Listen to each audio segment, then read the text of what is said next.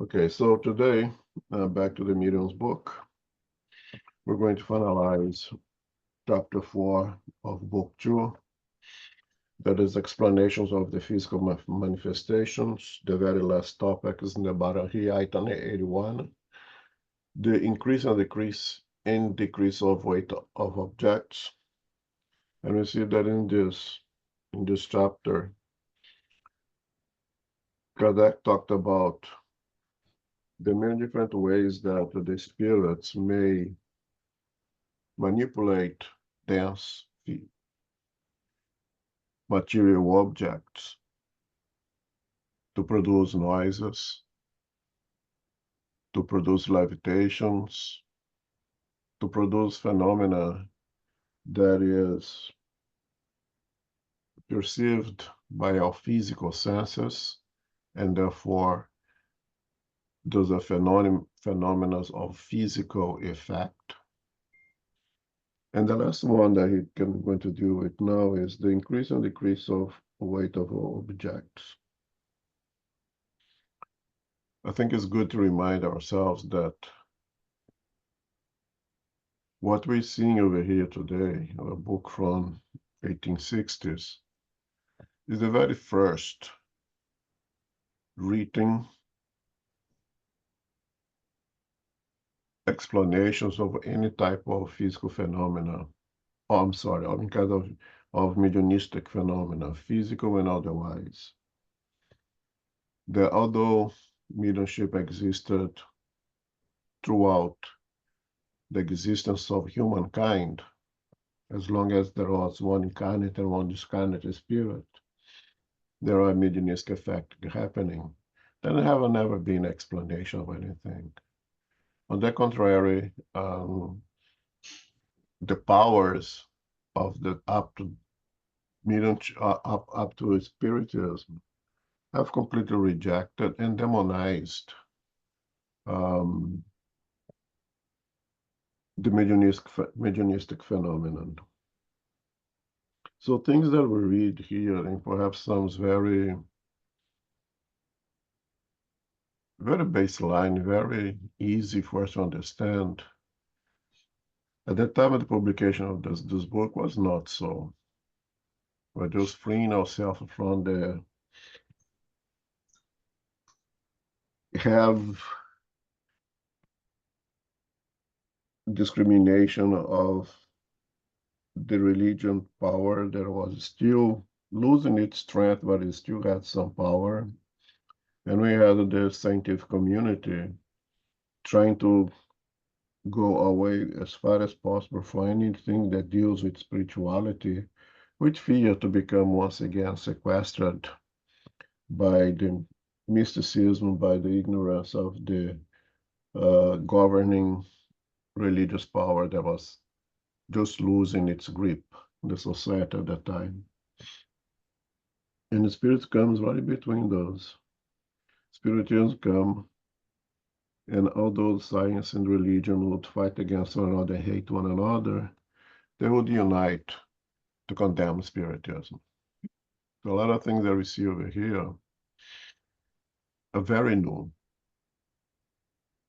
for those individuals at the time. It was a tremendous amount of courage to even pick up a book like this and read.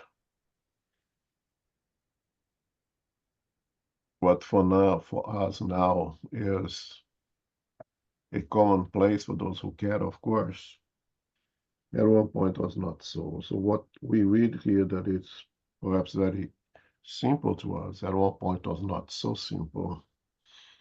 So it has the value of explaining things to us, but also has the historical value for us to place ourselves at that time of the publication of this book and see that it was very necessary to write what Kardec chose to write at that time, to free ourselves from the hard grip of the religions and the rejection without clarity, without any evidences from the scientific community of the time.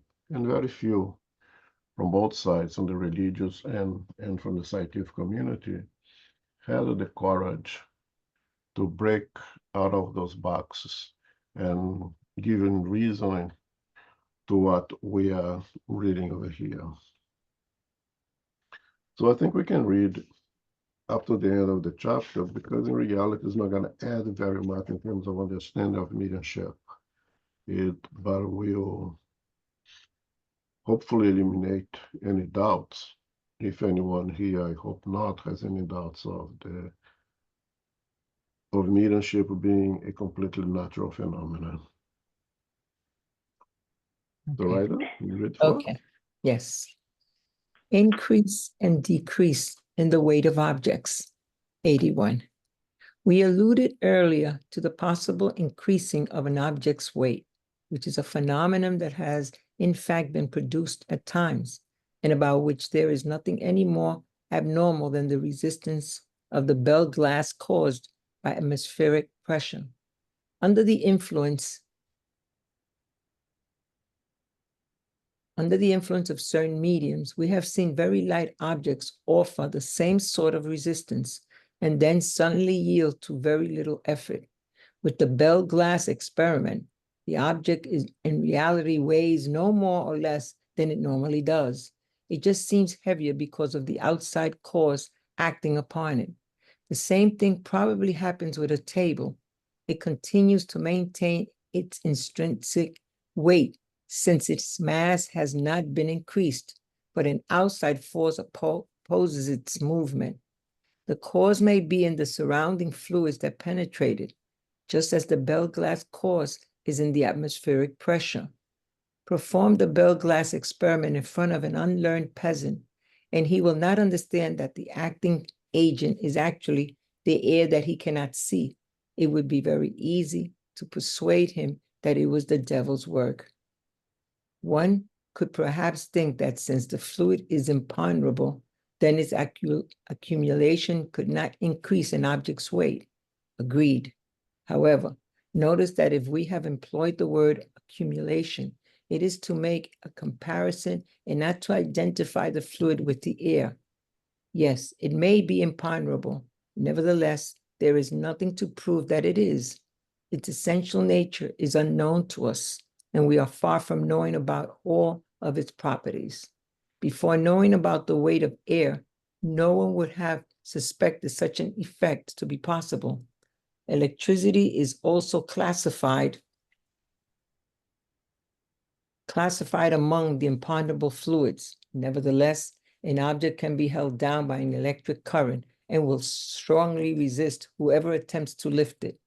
It does appear to have become heavier, but simply because of the fact that there is no support to be seen, it would be illogical to conclude that there is none. Hence, a spirit may possess means of leverage unknown to us. Nature proves to us every day that it cannot be limited to the testimony of our senses. One remarkable phenomenon, of which we have many similar examples, could only be explained by a similar cause. It involves a young and a delicate lady who, by using only 2 fingers and as easily as she would a feather, can lift a strong and healthy man along with the chair upon which he is sitting. The intermittent expression of the faculty in this type of phenomenon proves that its cause is foreign to the person who possesses it. Okay, so we saw throughout this chapter, we're going to see through the next chapter as well, that the spirits brought many testimonium of the things that they can do to produce physical effects. They have produced sounds, they have produced levitations, they have made dense, inanimated objects behave as if they were animated and have a intelligence of themselves. And one of the many rules of the presence and the potential in the very beginning of this doctrine to call our attention, one of the things that they have done is to play with the weight of objects, right? And you know, in physics, everybody knows that, just a quick reminder, that weight is a force that of gravity of in a mass, right? Mass is the mass, is what makes that object. And the weight is the first act of gravity on that mass, on that object. So the mass will always be the same. If you take my cup of coffee here and bring to the moon, to Mars, here on Earth, the mass will be the same. The weight will change because the force of gravity you change in accordance to the size of those celestial bodies, right?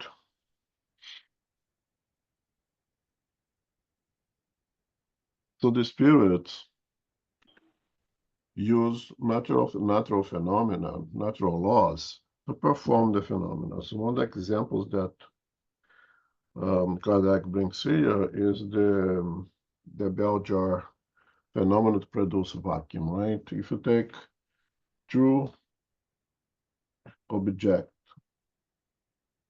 put them against one another, and remove completely the air between those two objects, you could not separate them. It seems like one have become extremely heavy. If you take a cup of coffee, put it on a glass surface, and remove all the air between the glass table and that cup of coffee, you'll not be able to lift up um, that cup.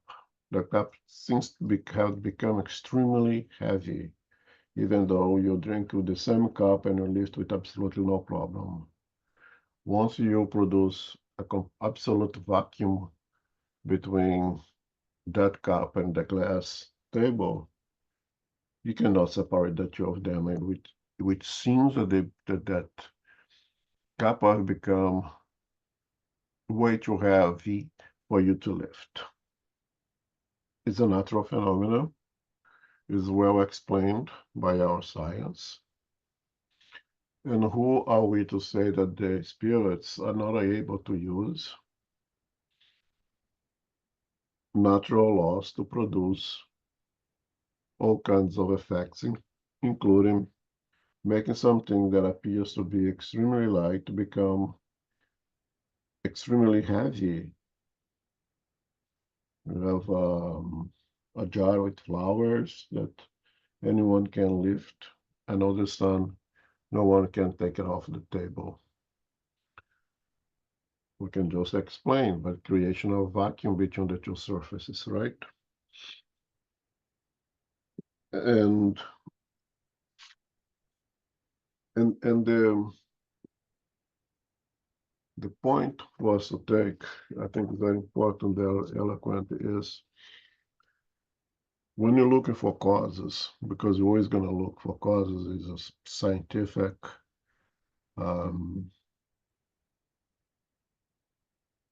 way of thinking, right? Why it's happening, how, why, right? Why is the cause?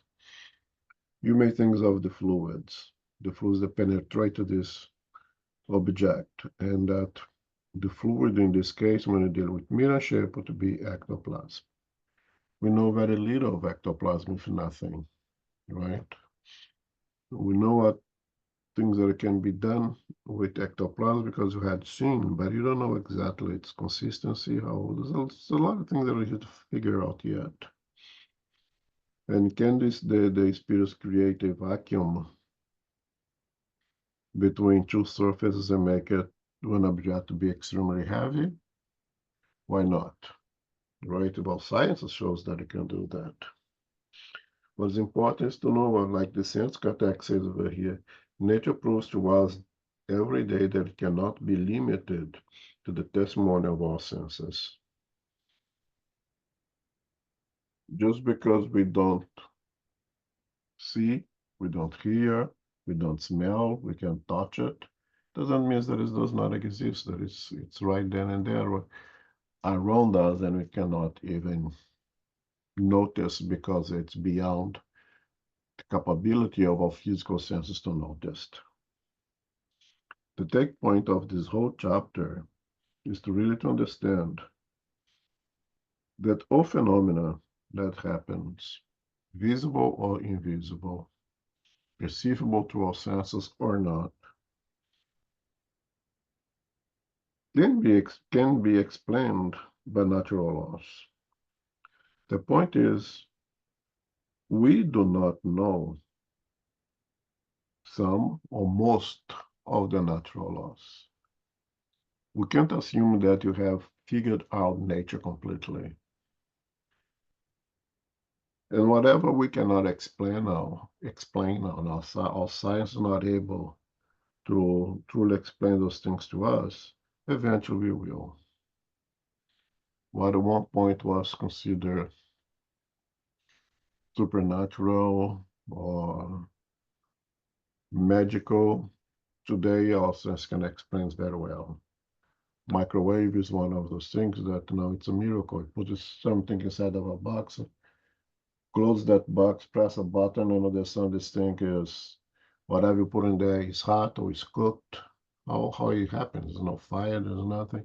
Go explain that to someone who had never had the opportunity to understand any kind of electrodynamics or have never seen a microwave in their lives.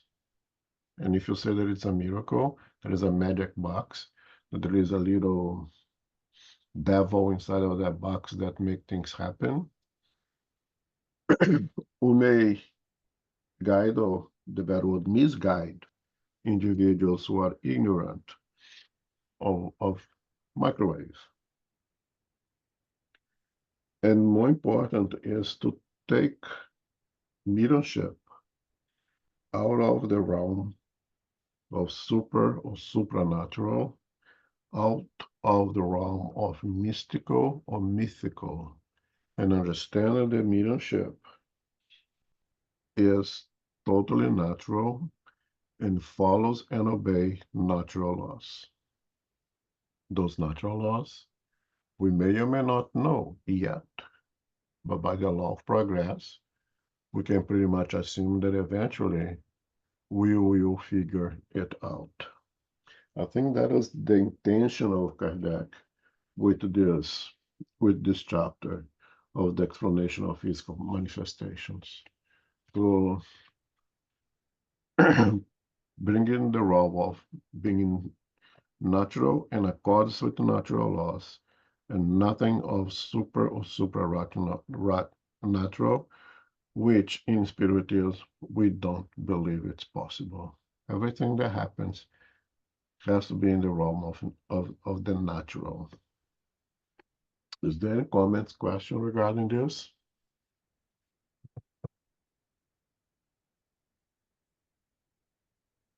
Okay, very well. So now you continue still with physical manifestations, physical phenomena. And again, reinforce that we call it physical because it impresses our physical senses. Oh, I'm sorry, Laura. Yeah, hi Elmo. Hi everyone. Hi. I have a question actually. Can speak a little louder, closer to the mic? Yeah, sorry. When I was Oh, good, thanks. younger, um, I have family members that actually used to do this using two fingers to lift a person, a very overweight person, um, high into the air on a chair. Um, and they would use their two fingers and put them under the chair and try to lift the person, and it wouldn't work. And then they would say this saying, and I forget the actual saying, but the words light as a feather were involved.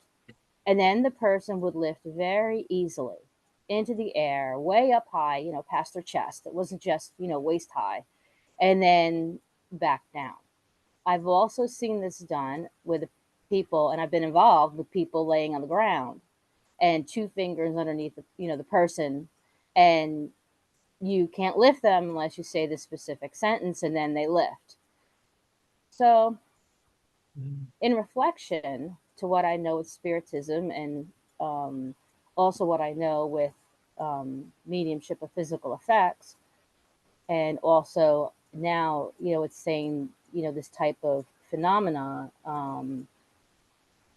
it's not specifically stating here that it is spirit involved, that it is, you know, a natural ability, because it was kind of believed that since you couldn't do it prior to saying this specific sentence, that it was spirit involved. I guess frivolous spirits would come along and help to lift the person and put them back down. Um, I've seen it, I've been involved with it many times. I've seen it many times. It was all happened when I was very young. So what is that then? I don't know if you've ever heard of this. I don't know if that's happens in Brazil, but it happens here in America. I never witnessed, but I know it has happened in Brazil. I know at the time of Kardec, during the sciences, it happened multiple times. Kardec was able to have to be a testimonial, to witness this, and he wrote in his Spiritist Review many cases of individuals lifting, as in this case over here that I just read, this young lady who was with two fingers would, no, I can't read over here, with two finger easily lift up the individual sitting on a chair, which would be impossible to do with two fingers, even if it was a strong person, above average strong person, could not do it with two fingers. They could do it with one hand, but not with two fingers.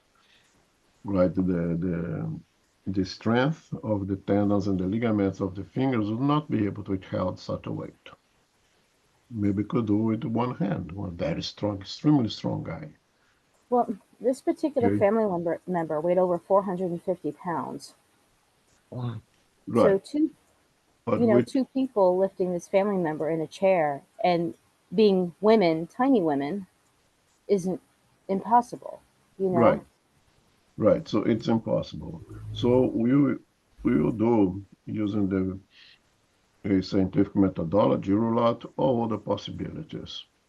What would be the other possibility if not a mediumistic physical phenomenon? I cannot think of it or any other possibility. Okay. If you tell me that that person was mechanical engineering and knew how to build things, there was an illusionist, there was a magician that could perform some illusion, but we're going to rule out that also. The only thing that is left is a mediumistic physical phenomenon. And when you tell me something like that was made to happen repeated, I'll say it was, or it is, a physical phenomenon. It's that chair where the person sitting on or the person laying on the floor was being covered, so to say, involved, so to say, with fluid. In this case, I'm gonna call it an ectoplasm, and the spirits would manipulate that ectoplasm that is involved in that object or that person and make it easy to take it off the ground and put it back on the ground. Purely a physical phenomenon. Once I can rule out all the other possibilities, all the other possible frauds, then I stay with the very confident that was indeed a physical phenomenon.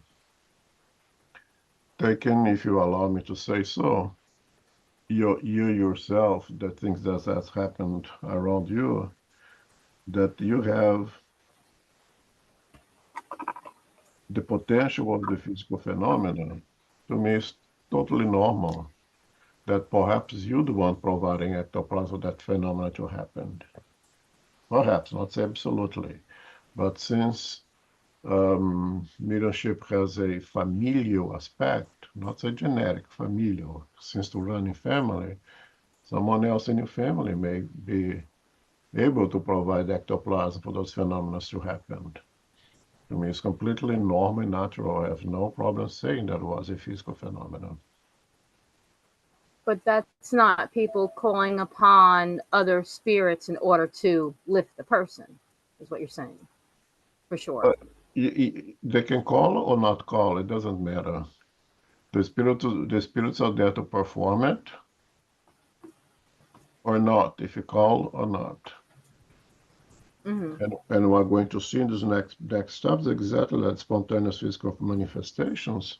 Manifestation that happens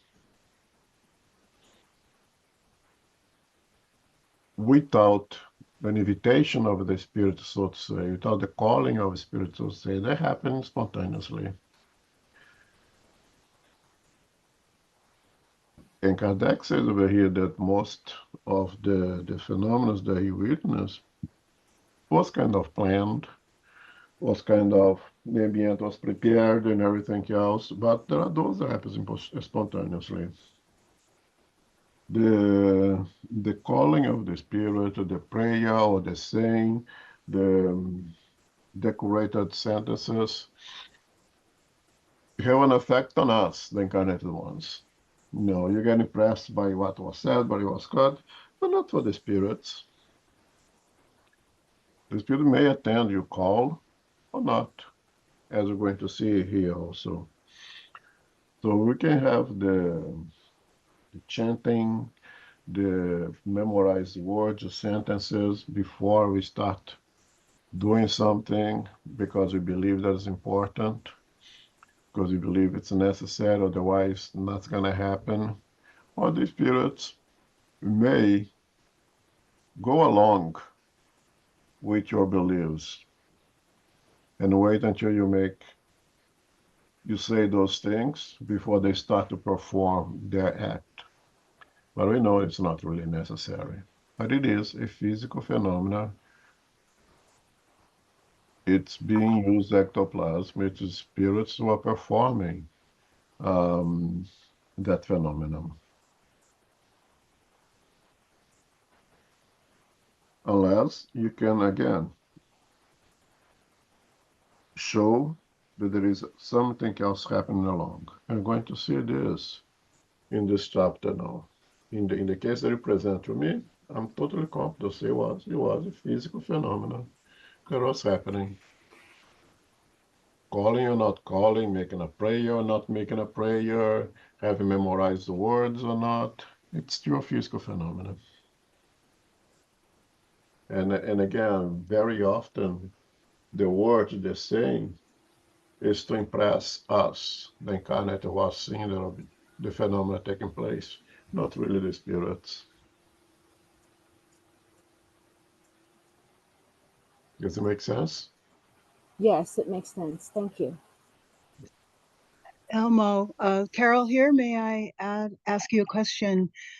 What about the ability to use telekinesis, which I'm not sure is connected to mediumship? It might be something of an ability a person may have. Not everybody has it. Some do, some don't.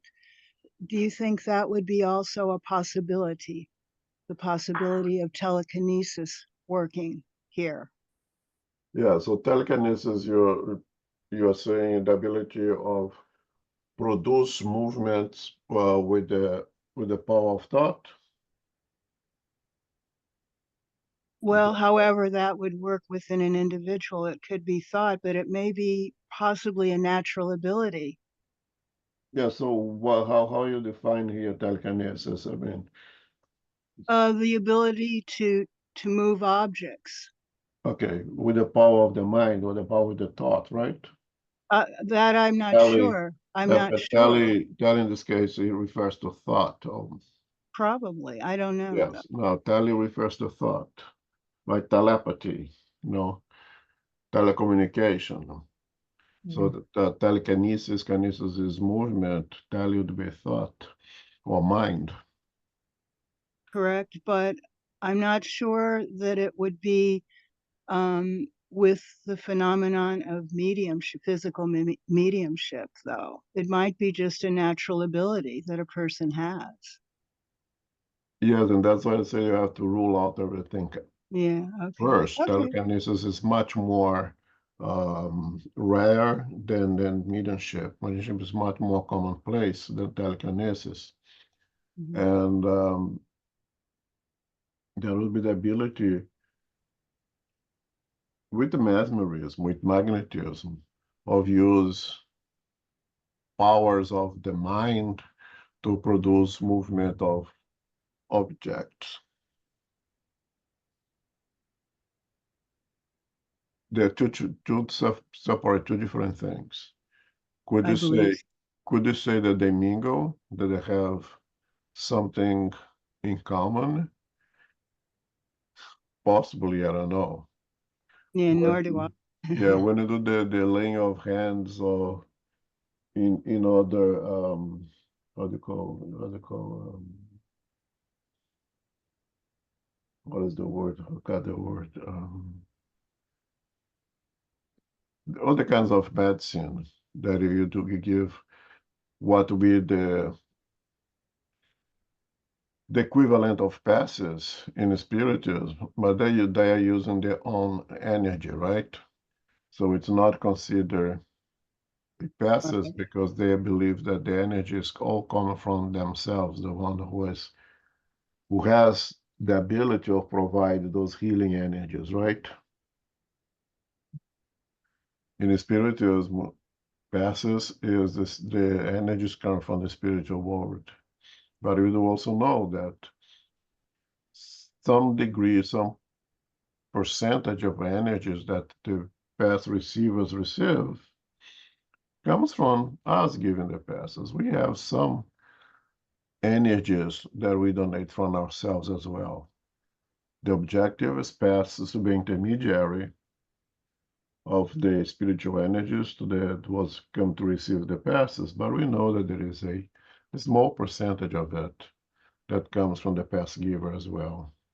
So my point is, could we say that in telekinesis, individuals are able to make things to move with the power of their minds? Is there a small component of spiritual assistance in this process? I am biased to say, but I think that there is always an spiritual component in most of the things that happens. Most of the things that happens. But when we say telekinesis, we are not talking about mediumship, talking about purely power of the mind.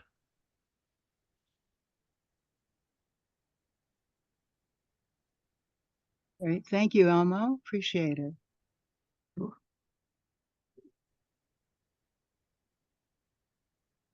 So now here on chapter 5, still physical phenomena, Kardec is going to talking about spontaneous physical manifestations. And we already covered this very last chapter, the types of manifestations, the production of noises, of raps, of levitation, of the changing of the weight of objects, of making handling it lighter, of rendering it heavier.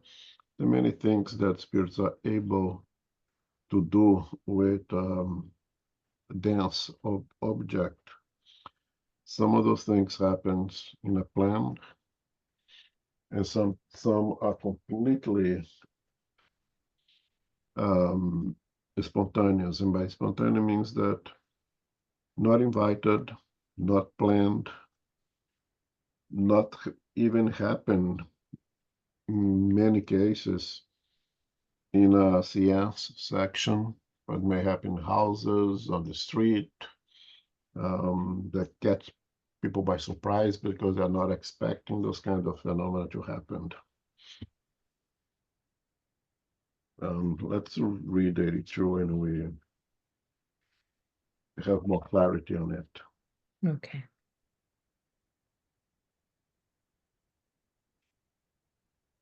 Oh, sorry. Okay.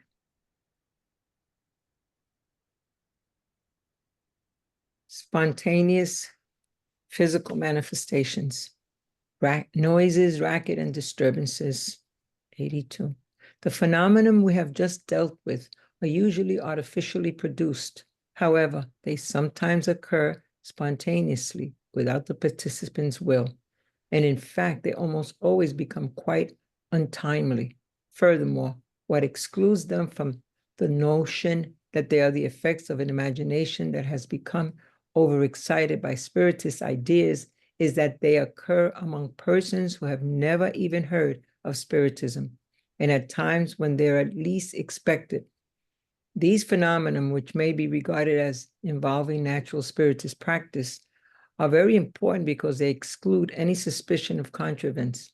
This is why we have recommended to individuals who concern themselves with spirit phenomena that they gather all the data of this type which they may become aware of, but especially that they are carefully determine their reality through a detailed study of the circumstances so that they may assure themselves that they are not the objects of a simple illusion or hoax.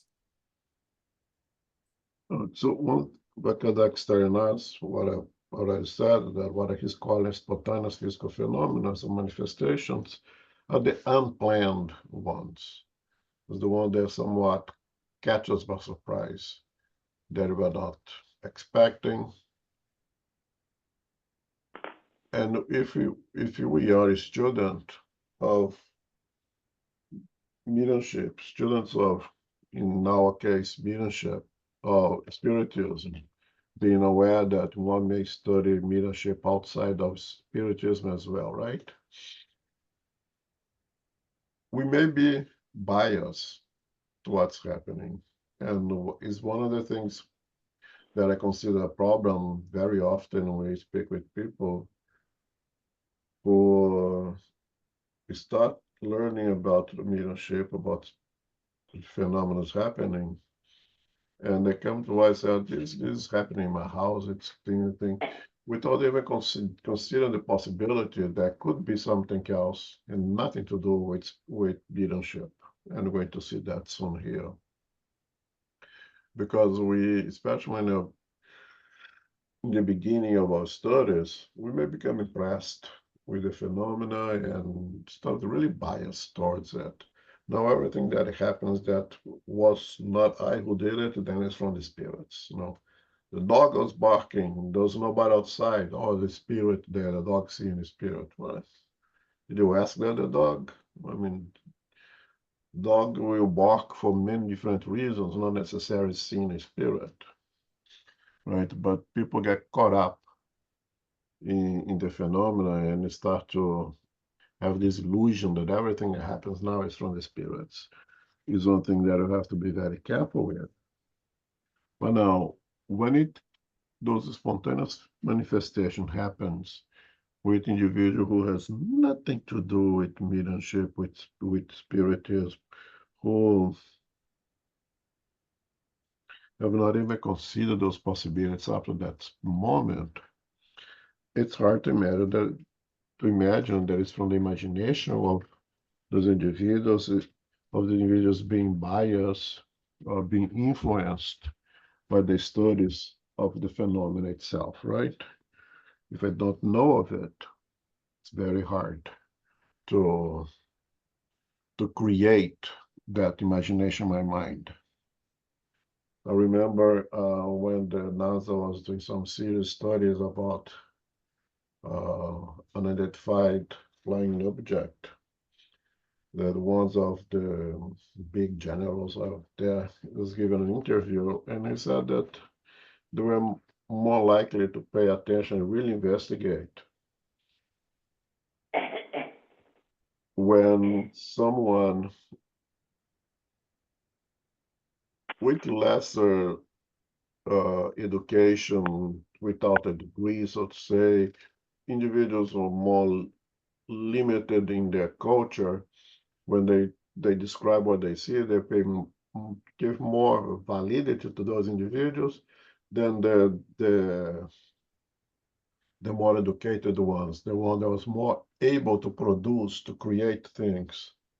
The one, if I read a lot on an identified object, I'll be much more likely to create a scenario, to invent a story, than someone who has nothing to do with it.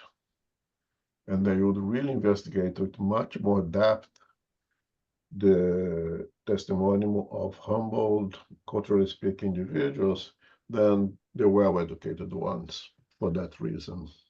The same thing here. The one who is very educated in the mediumship, knows how it works, and another thing, is more likely, is more able to create a hoax, to fraud, than someone who has no idea how it works, what it does. And when those physical phenomena happens to this kind of individual who's not involved with mediumship or spiritism at all, is a much clearer evidence of the truth of the phenomena than anything else, and helps to eliminate the suspicion of fraud. But again, it's very important that for everything that happens, noise or otherwise, that you rule out possible common causes. Again, I mean, the dog is barking. Oh, the dog is seeing spirit. Why? The dog has a sense of smell that is a minimum that you know so far, 1,000th more, was stronger, better than the human nose. So the dog is smelling things that you could not even imagine. Maybe he's barking because of the noise, or because of what the nose is telling them. So it's smelling something that's happening 2 blocks away, right? We don't know. Well, to address that, or seeing a spirit, it's such a far possibility. It's possible, but you have to rule out everything else before you consider being and have anything to do with the spirit, right? So it has this importance that it actually gives more validity to the phenomena, to the truth of the phenomena, for those who are, when it happens with those who know nothing of mediumship, no care for mediumship, who actually walk away from it was possible, all right? But it's equally important that they carefully determine their reality to a detailed study of the circumstance so that they may assure themselves that they are not the object of simple illusion or hoax. I think this is something that we have to keep remind ourselves. That let's put something to have a spiritual nature as the diagnosis of exclusion. Have to rule out everything else first. And then you can say, oh yeah, now I'll consider that this indeed is a mediumistic phenomenon that is happening. Question, comment?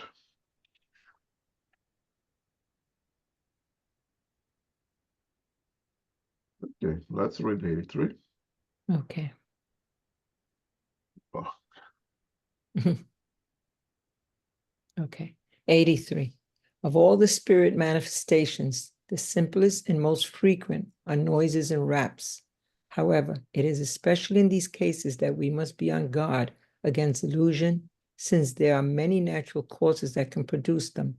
The wind whistling or banging an object, our own moving of an object without our awareness of it, an acoustic effect, a hidden animal, an insect, etc. Even off-colored pranks. Besides, spirit noises have peculiar characteristics with variable intensity and tone, which makes them easy to recognize and not to be confused with creaking wood, crackling fire, or the dull tick-tock of a clock. The raps are dry, sometimes muffled, weak and light, sometimes loud and distinct, even noisy, and they change places and repeat themselves without any mechanical regularity. The most effective means of controlling them, which leaves no doubt as to their origin, is to subject them to our will. If the noises make themselves heard wherever we so indicate, if they respond to our thought by repeating themselves the number of times we request, and if they increase or decrease the intensity, we cannot deny that there is an intelligent cause present. Nevertheless, the lack of such a response does not necessarily prove the contrary. Okay, so Kardec has stated that the simplest and most frequent of those spirit manifestations of his phenomena naturally are noises and raps. I have to take for granted that he's saying that based on the statistical value of his research, of his works, right? I won't be able to say if it's true or not. The only way to say if it's true or not is if we do our own studies and come out with a statistical value. But I believe that Kardec has done that for us already. So when he says the most common and the most simple that happens more often is noises and raps, I have no problem absolutely believing him. Now, you agree that the most simple things, the most frequent things, are the things that are easiest for us to create a hoax, to create a fraud around it. That those who seek to manipulate our credulity, to take advantage from us, we use the most simple things or the more frequent to make a fool of us. So it is extremely important that you do the exercise of ruling out other possibilities, of not making a fool of ourselves, not making ourselves easy prey for the immoral ones out there that are ready to take advantage of our credulity. And equally important, if not more important, to protect this doctrine. At the moment that we fall prey to those individuals that we start believing all the little tricks that they perform without thorough examinations, they will come out, the enemies of spirituals, they'll come out and say, look, that is the proof to you that those guys who believe those things are just a bunch of fools who believes in every little tricks that we can perform around them. To have this degree of suspicion of anything and everything before we take it as indeed a spiritual phenomenon, will protect us and you protect our doctrine. So noises, raps, they're very common physical phenomena. Kardec's telling us here.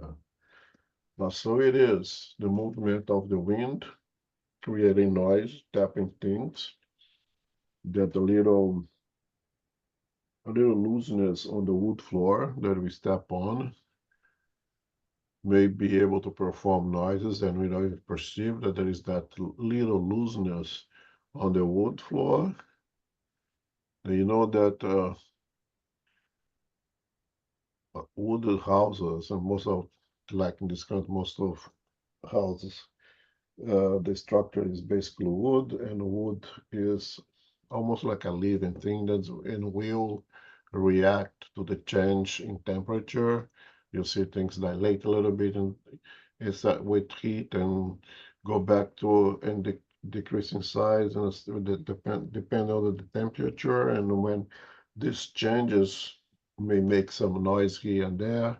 There may be an animal that is insect trapped somewhere trying to fly away, and its wings is hitting things and producing noises. There's so many things that I have to make sure that we rule out before we accept as a spiritual phenomenon. And one of the things, pranks. People just want to play games with us and just have some fun with our credulity and try to scare us, whatever. It's people like to waste their energies with many things. Kardec says that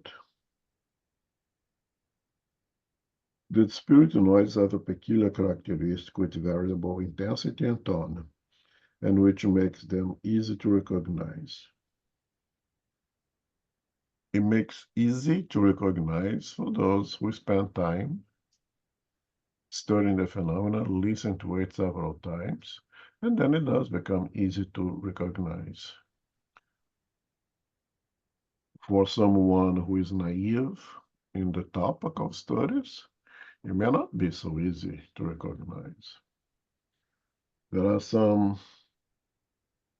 murmurs heartbeat that someone in the clinical field will put a stethoscope in the chest, we recognize, oh, there's a murmur here.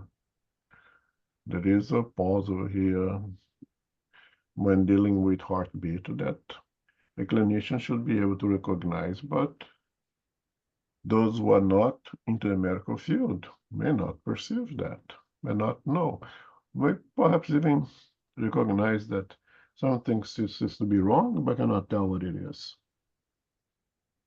And there are some other murmurs or heartbeat, abnormal heartbeat, that not all clinicians will be able to recognize. They requires the extra training of a cardiologist, that they will be able to notice something and determine what that is, even above, let's say, primary care physician or ER doctor. And they may even be able to hear, well, something's not normal here, but I don't know what it is. So they will send to the cardiologist. The cardiologist will hear, say, oh yeah, there is something here. It's ABCD. It requires or don't require treatment, whatever. What I'm saying is that easy to recognize. It may be easy to recognize for those who are in the field, for those who are paying attention to it. Can you differentiate, recognize a poisonous from a non-poisonous snake? Some people, you easily look at the animal and say, yeah, this is poison, this is not poisonous. Some other people may have no idea. Some other people will not even try to understand the process. They're so scared of snake, they're just going to run away from it. Right? And to recognize poisonous snake is rather easy. But you have to dedicate yourself, at least to listen, to read, to know how to make that differentiation. But it requires you to do something to be able to have that recognition. Okay? The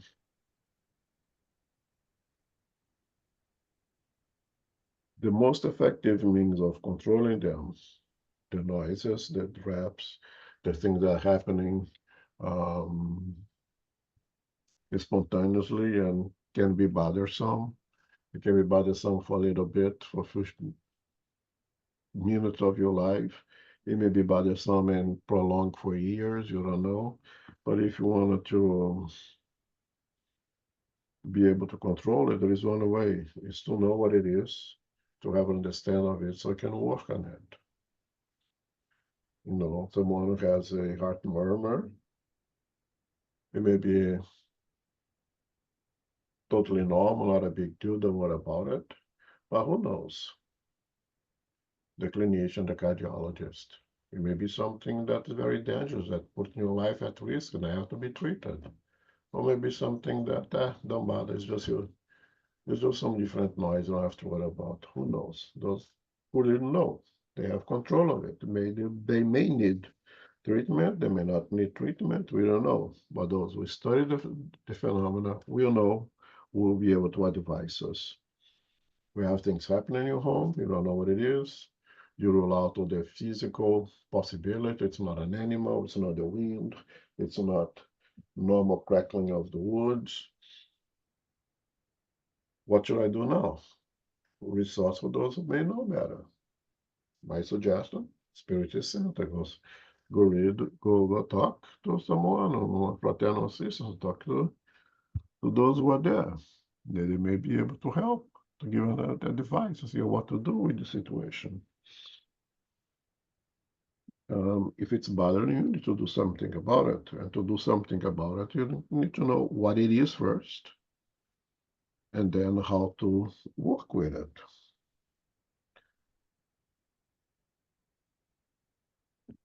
One of the ways that we can differentiate if the noise, whatever is happening, has anything to do with spirits is by testing it for the intelligence of the phenomena. If you hear cracks, hear raps, and you say, "Oh, is there a spirit there? Can you make the rap 3 times and stop?" And it's 3 times and stop happens. Good. Now, can you do the same thing 3 times on the other side of the room? And it does happen 3 times of the room. I think it's a very good evidence that there is an intelligence behind of the noises, and therefore there is, in my opinion, a certainty that it is a spiritual physical phenomenon.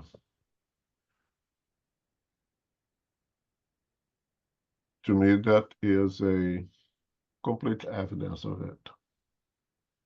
Now, what if it doesn't happen? What if I'm hearing the raps and I want to test by check if there is intelligence behind of it?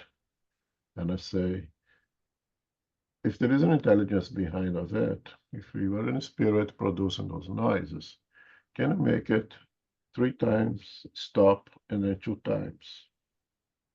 And nothing happens. Can I conclude that it's not any spirit behind of that noise? The answer is no, right? Because that spirit should listen to our command and obey our commands. But it doesn't have to. It's not our slave. It chooses to. I'm not going to do what's asking me to do, period. So now you don't know if it is or if it is not, because it does not obey, does not listen to your request, because there is no spirit there, or because the spirit don't care to follow your request. But if it does follow your request, then it's a very conclusive evidence that there is an intelligence behind of the noise, and that intelligence not being an incarnate being would have to be a discarnated being. Therefore, is a spiritual phenomenon. So Kardec is making sure to tell us, oh, you test it. If the test is positive, it's positive. If the test is negative, it does not mean that there is no spirit behind of the noise. It just means that it's negative. Further work will be necessary, of course.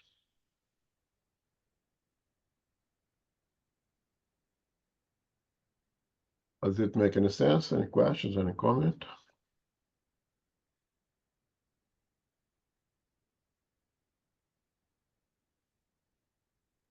Okay. Oh, Elmo, quick question again. Sorry, Carol here. Yes. What about after a person dies in a family situation, maybe after a few days or so, the lights, there will be wreak havoc. They will go on and off. Phone lines will be dead. Television or, stereo systems will be off. And it seems that it would be spirit manifestation, but would it always be? Thank you. Okay. Again, once you rule out any other sources, there is not a or malfunction of the electrical devices that you mentioned. There is another malfunction of the light. There is not a problem with the wiring, and things are happening. Everything looks in order. Then yes, that would be a physical phenomenon, a physical spiritual phenomenon, mediumistic phenomenon. Can I say that the spirit performing that is the one who had dosage discarnate? No. That would require further investigation. That would require try to have an identity of the spirit performing that phenomenon. It could be a related spirit to that one. It could be a related spirit to the incarnated one. I would suspect that that spirit is trying to get our attention for something. I don't know, maybe the deceased one left a big bill to pay, and if it's not paid, they're gonna take away the house, and no one is aware of that because the deceased one never clarified the financial situation, and your loved one in the spiritual world are trying to awaken you for this risk of losing the house if you don't pay attention to that bill, and they are doing the best they can to catch your attention, to pay attention to it. Again, it's just one of the many possibilities here, right? Oh, great. Thank you But in very much. general, those physical phenomena happens, and you're going to read that soon, when the spirits are trying to alert us, to call attention to something. And once again, once the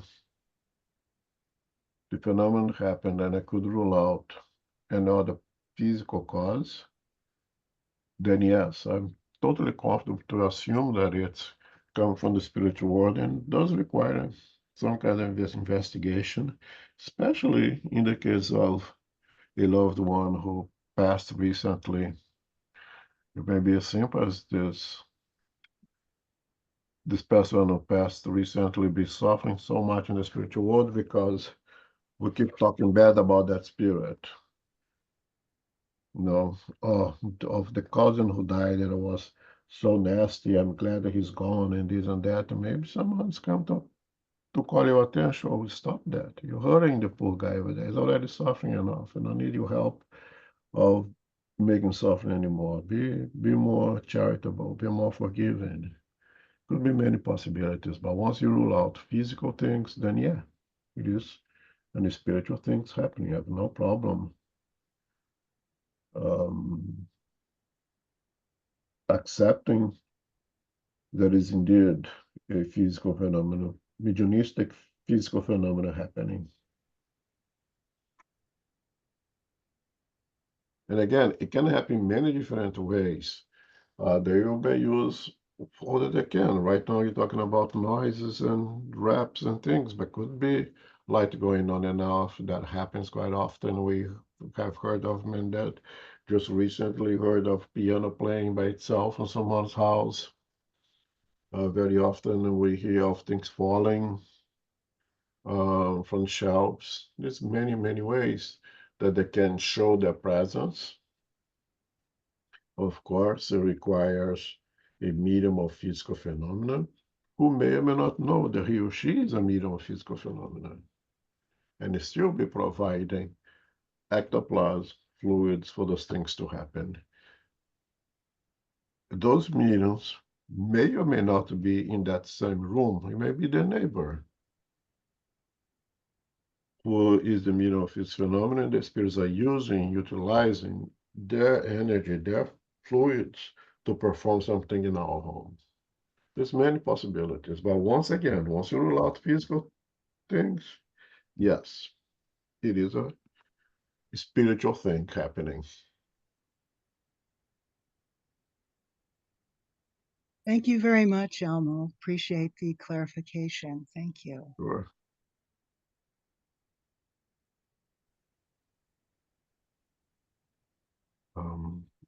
84 now?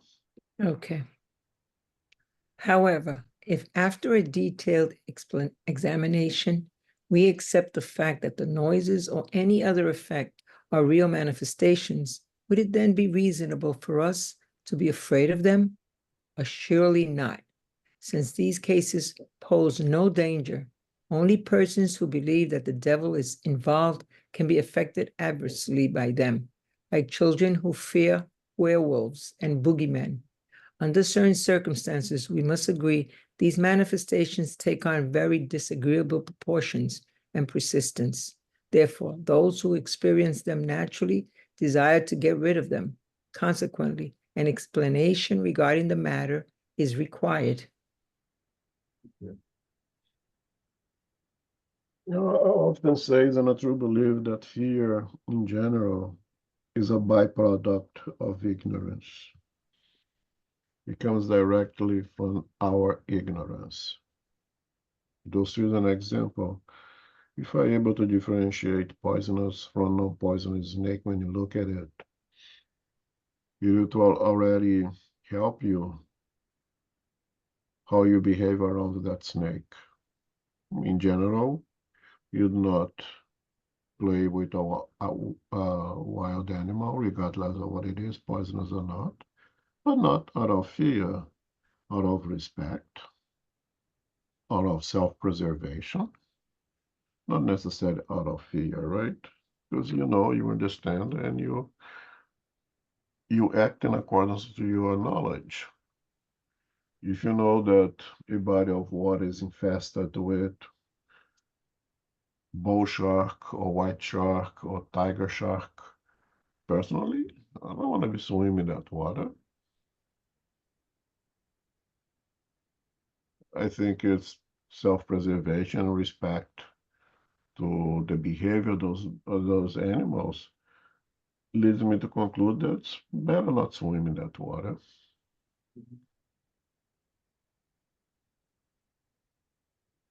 But you not stop me from swimming in the ocean and in general.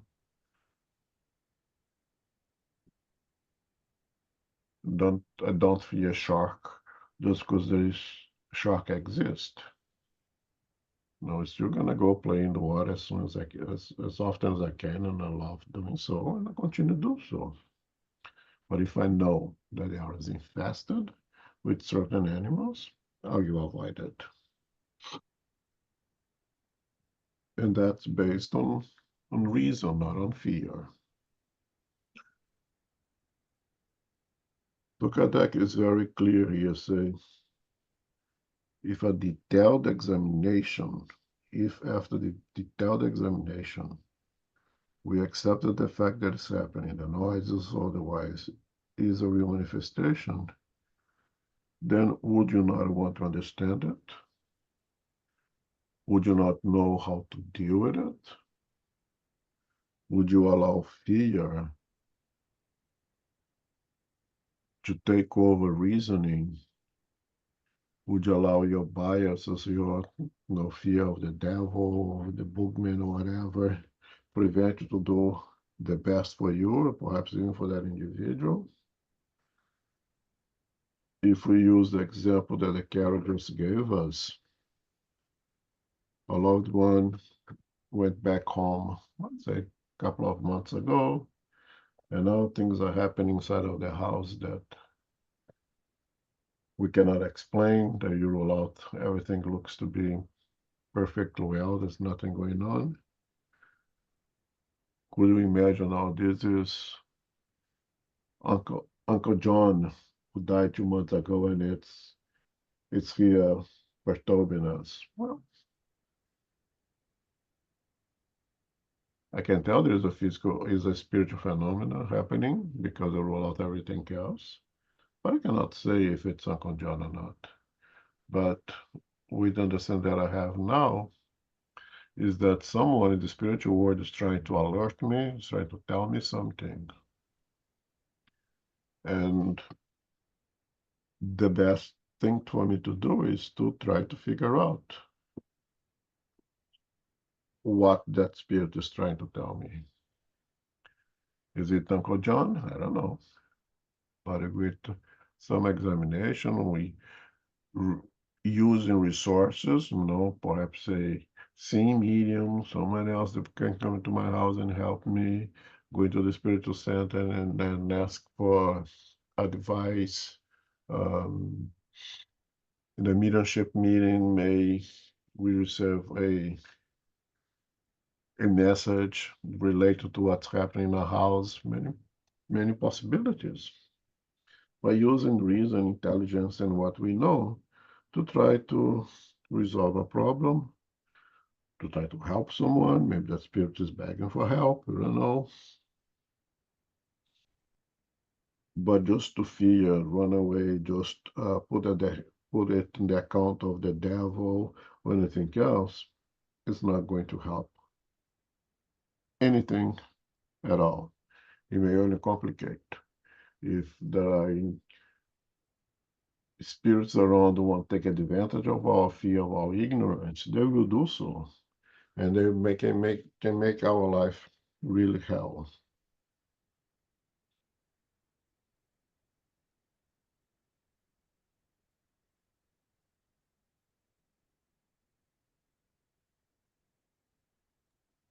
So the only way to resolve any kind of problem is to understand the nature of the problem, is to go around to the what can I do with this? How can I improve the situation? That requires some kind of studies with fear. We're not allowed to do so. So at this point, Kardec is just asking us to use reason and don't allow fear to overpower reason. No 85. Okay. We have already stated that physical manifestations are meant to call our attention to something and to convince us that there is a superhuman power present. We have also stated that highly evolved spirits do not concern themselves directly with these manifestations and that they use less evolved spirits to produce them, just as we use servants for heavier tasks. Highly evolved spirits do so for the purpose we have just indicated. After such purpose has been achieved, and since it is no longer needed, the manifestation ceases. One or two examples will make the matter more intelligible. Okay, so this is to me, the point that I wanted to get, the more important that I already mentioned, of course.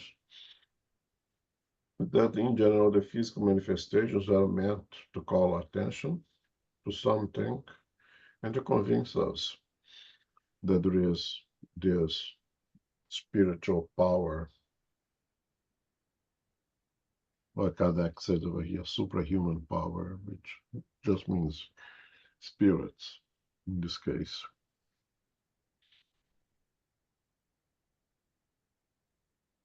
To convince us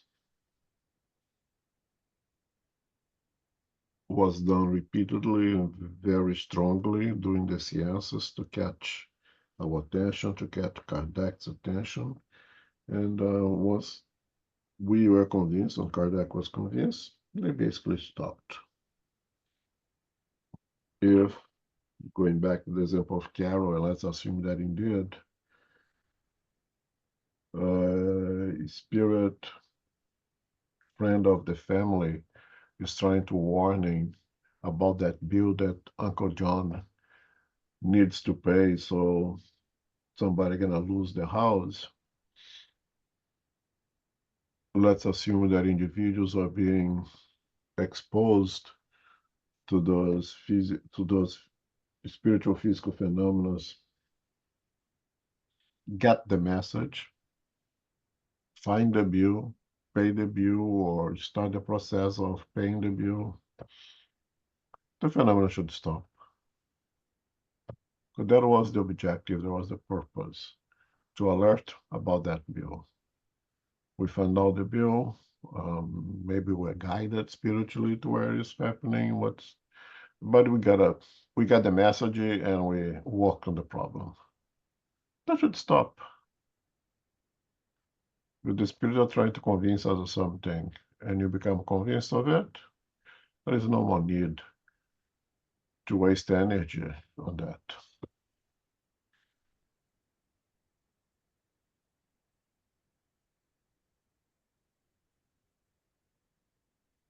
Very often they will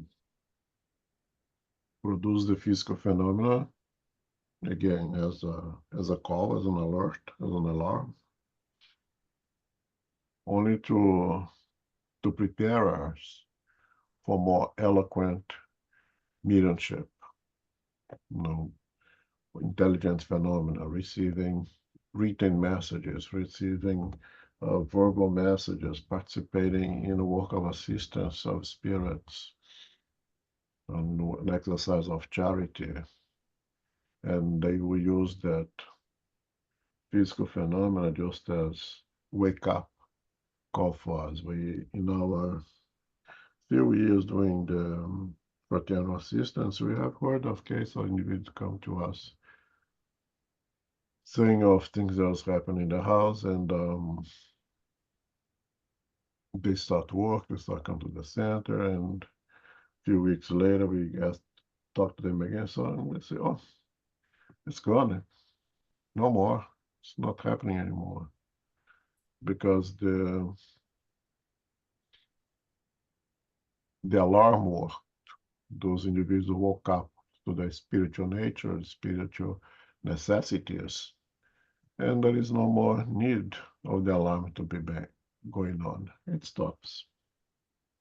Of course, it's talking about here the higher spirits for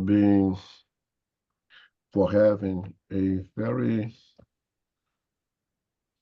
ethereal kind of perispirit. They cannot really associate with the dense matter. They cannot produce the physical phenomena, but they can guide other spirits to do so. They can use less evolved spirits where with a more dense perispirit to associate with dense matter and help them to bring the alarm, to bring the message, to wake them up to a reality, to their reality, whatever the need may be. And Kardec makes sure to tell us here that well-intended spirit wants what's good, what's to help us, to bring something positive to us. The phenomenon not persist very long. We know that that's not always the case. It may be the phenomenon may be produced by spirit who really don't care much for us or dislike us or wants to get revenge for something that we have done in the past. That will be more difficult to be resolved. But usually when it's from well-intended, good-intended, good spirits, once we get the message and you address the problem or do what we're supposed to do, everything stops. The other ones may be a little bit more difficult. Eventually, we're going to talk about poltergeist, but that will come later. I think I'm going to stop here. It's 26 minutes. I want to go into 86 because we're going to go over the time. But Noka, that's going to be some examples of things that he was able to witness, or they're being related to him, and he published in his magazine, Spiritus Magazine Review.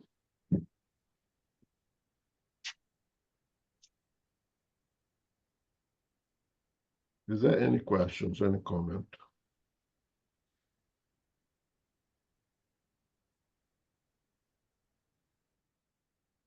I want to reinforce that this physical phenomena we're talking about here, they are more common than we think they are. And Kardec will mention that eventually here, very soon, actually, in this chapter.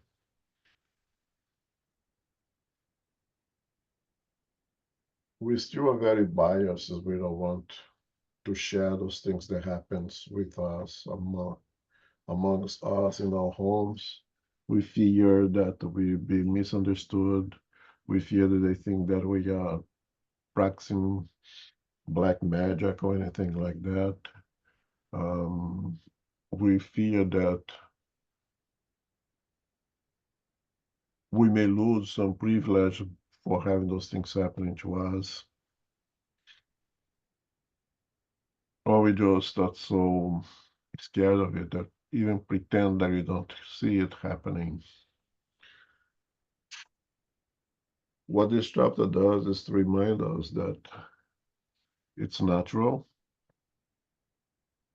It usually leads to a good thing, that we should not fear anything, but understand and address to the best of our abilities, and make use of the resources that we have. To have things happening in your home, let's say, unwanted, spontaneously, can be very distressing. It is important to understand cause, effect,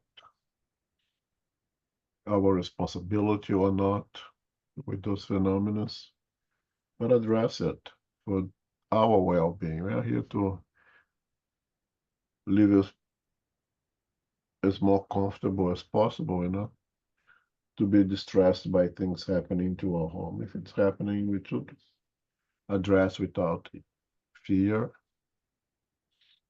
and use of the resources that we have.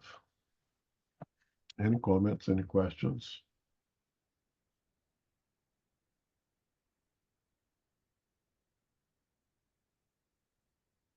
Okay, so Carrie, could you make the final prayer for us? Oh, sure. Thank you very much, Elmo. Thank you for hosting and guiding us today. It was a great session. Thank you. No, Thank you, Sarita, also for reading, and everyone who is here who is participating. Infinite Creator and Supreme Intelligence, we give thanks for the opportunity to be together for our studies of the Medium's book, Part 2, Chapter 4, regarding physical manifestations. The manifestations of physical phenomena are created by intelligent combinations of fluids from the spirits, the medium's ectoplasm, and fluids of nature. Spontaneous physical phenomenon can occur. It's important to do a detailed study of the circumstances in order to eliminate the suspicion of fraud. Noises and raps are the most common phenomenon. However, it could also be the wind or animals creating the sounds. Fear should not overcome reasoning. Physical manifestations are meant to call our attention to something. We give thanks to the spiritual benefactors and the good spirits for guiding and inspiring us today. May we receive the love, light, and peace of Christ within us, and for our loved ones, our teachers, our directors, our counselors, the mediums, the workers, and all participants. Excuse me. We pray for inner peace, and especially now for world peace. And for those who are suffering in the physical and spiritual worlds, we pray for our center SGNY and all spiritist centers throughout the world, that they may grow, expand, and be protected throughout the day and throughout the night. As we close, we humbly ask for safety and protection as we return to family, friends, loved ones, and coworkers. May we go forth now as beacons of love, of light, of peace, of service, and of charity, which is love in action. May peace and love prevail. So be it.